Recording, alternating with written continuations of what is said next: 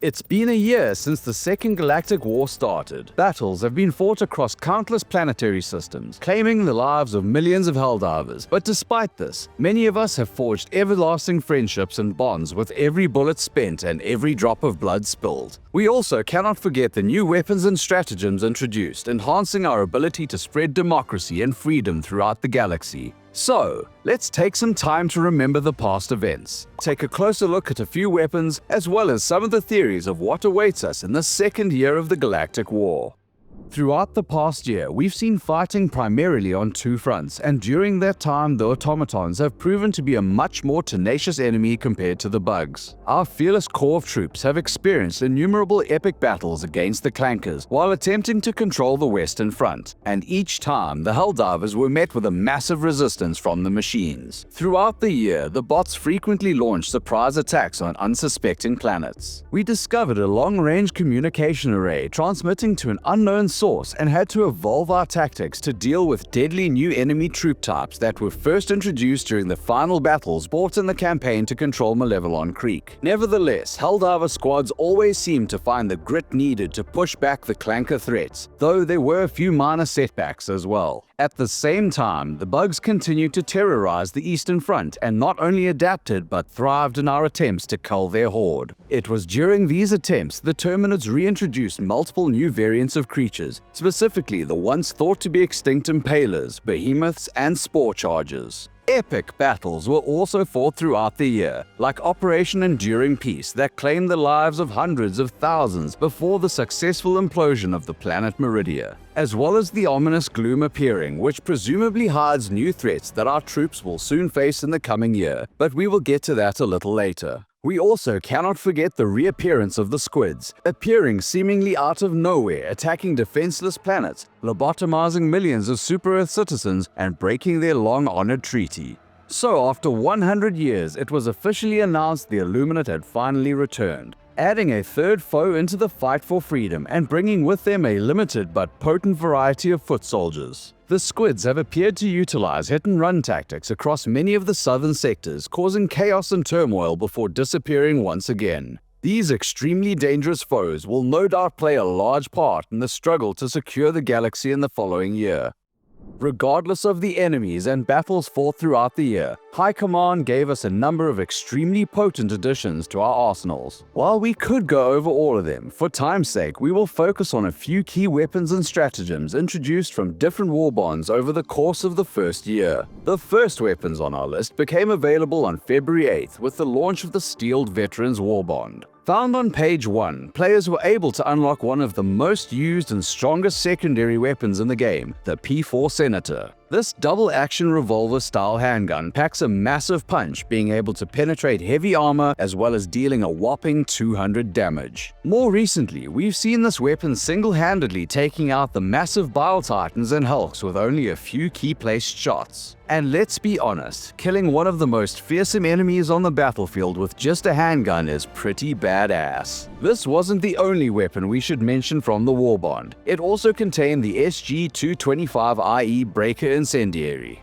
Found on page 2, this weapon improves on the extremely popular SG-225 Breaker. Specifically, the added benefits of being outfitted with a drum-style magazine providing a larger ammo capacity as well as firing incendiary buckshots that will burn anything it hits to a crisp. The perfect answer to those swarms of pesky bugs. Next up, we have the GP-31 grenade pistol, found on page 3 of the Democratic Detonation War Bond, released on the 11th of April. This explosive handgun utilized a breech-loaded impact grenade and can be fired from long distances with some practice. Extremely useful for Terminid missions requiring you to close bug holes by providing extra grenades as well as dealing 650 damage, allowing you to one-shot many of the foes you will face on the battlefield, which I think all of us enjoy. The only real downside is the slower reload rate, but hey, nothing's perfect. Outside of High Command, of course. Following that, we head into the Arctic with the Polar Patriots War Bond, introduced on May 9th. Located on page 3, Helldivers found what some consider to be the answer to those sneaky stalkers. You probably guessed it, we are talking about the SMG-72 Pummeler. Essentially, this submachine gun is identical to the SMG-37 Defender, except the added benefit of temporarily incapacitating enemies with a staggering buff, allowing Helldivers to create much-needed space at times. While we admit this weapon doesn't boast the highest damage at 65, we do think that stun-locking those stalkers when they creep up on you unnoticed is a vital addition to the battlefield, depending on what enemies you face. Last, but certainly not least, this Warbond brought one of the funniest weapons to our arsenal, as well as arguably one of the strongest stratagems in the game. Released on December 13th, the Urban Legends Warbond appeared out of nowhere, much like the Illuminate invasion that accompanied it. Found on page 1, Helldivers who prefer to fight up close and personal had their wishes answered with the CQC-19 Stun Lance. Similar to the Pummeler, this melee weapon is capable of stun-locking enemies, allowing the users to, well, hack away at them. While its actual damage is unknown as of right now, since its release, frequent videos of Helldivers living their best lives by hopping on top of tanks and striders, hammering away at them until they exploded, have surfaced. There have also been reports of videos showcasing an extremely fun but arguably useless use of it. These videos feature Helldivers choosing to split up their squads into pairs of 2, then both pairs mount up into fast recon vehicles and proceed to engage in rounds of Helldiver jousting. Here at the SES, we can't fully support this behavior as it detracts from the mission at hand, but we cannot deny it certainly looks fun to do. This wasn't all the Urban Legends Warbond had to offer though. Found on page 3, Helldivers got their first taste of the anti-tank emplacement stratagem, dealing a massive 1300 ballistic and 150 explosive damage with each shot, as well as having an absurd 30-shot capacity. This beast of a weapon makes short work of almost anything unfortunate enough to find itself at the opposite end of its barrel. Though it does come with some downsides, it is extremely slow when rotating the barrel to engage new targets and often results in missed shots as there is a delay when using the active reticle position. It also lacks mobility due to its deployment being stationary. Nevertheless, this stratagem has found massive use on the battlefield and is particularly useful when used on higher difficulty defense missions against the Illuminate. When used properly, it can take down Illuminate deployment ships with 3 hits to essentially anywhere on them, not to mention how awesome it sounds when fired. We should also talk about the P11 stim pistol found on page 3 of the Chemical Agents Warbond, released on September 19th. While at first this seemed like an extremely useful tool allowing Helldivers to heal their fellow squadmates from afar, it did come with an interesting downside. The pistol itself wasn't the issue, it was what often happened when used in random squads. Frequently, other squadmates mistook these healing attempts as treasonous threats of team killing, causing many Helldivers to actually turn around and murder those trying to heal them. I guess no good deed goes unpunished.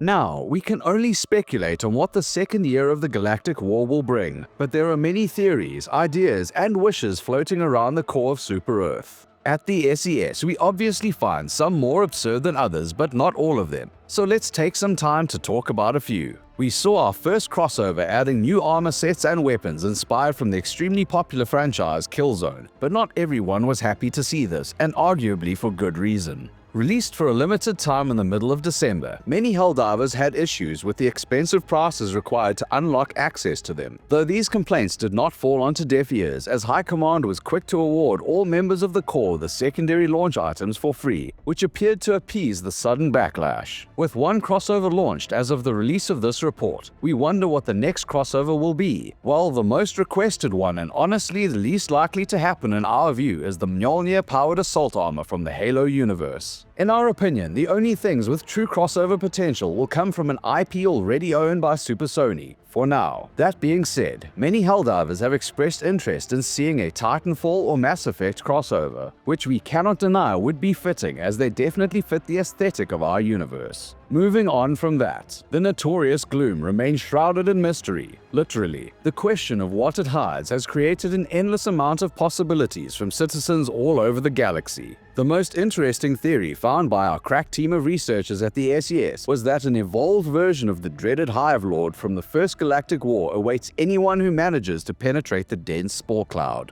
There were also some claiming that new unique Terminid units are causing the gloom, but there is no way of knowing. Hopefully this next year will finally reveal its secrets. Also found on the eastern front is the black hole that appeared after the implosion of Meridia, and theories run wild for what exactly its future holds. One of the more intriguing ones is that the squids will warp an entire planet into that sector, creating a massive stronghold position in the area. Though this does beg the question, will they fight the Terminids, or do they have something else up their sleeve to deal with the surrounding bug threat they would certainly face in that situation? We've also seen images leaked by the treacherous Einsights showing cargo container dropships, but what exactly do they hold? One of the more reasonable theories we came across was that these would introduce a mission type commonly found during the First Galactic War: escort missions. For those who don't remember the history lessons from our time in Super School, these missions required squads of Helldivers to protect cargo vehicles carrying valuable resources from being destroyed, and here at the SES, we welcome this potential new challenge if in fact it is true. The next major theory is one surrounding the recent space-time fluctuations. We have seen the frequency strength increase dramatically in a relatively short period of time, strongly implying that whatever it is, it's getting closer, and fast. The obvious theories are that the Illuminate fleet is on its way, but we cannot dismiss the ideas found stating that it is not the squids at all, but perhaps whatever the automaton broadcast signal was calling out to.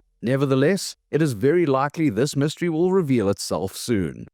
With so many theories floating around, we may return to this subject for a standalone report, but for now we will leave it at that. Remember to take some time to reflect on the events of the past and hopefully learn from them to become true weapons of war like General Brash and the fabled John Helldiver. The SES wants to thank each and every one of you for the valiant efforts put forth in the first year, but reminds you to stay vigilant for the challenges we will certainly face in the battles to come. And with that, we end another SES broadcast. So, what was your favorite moment of the first year? What do you think was the best weapon introduced? And what theories or ideas do you have about what the second year of the Galactic War will bring? Be sure to share your thoughts and opinions in the comments section, but be warned, as any treasonous views or controversial ideas will result in immediate extraction to the nearest re-education facility. Remember, the Ministry of Truth is always paying attention. On behalf of the Ministry of Truth and High Command, this is the SES, signing off.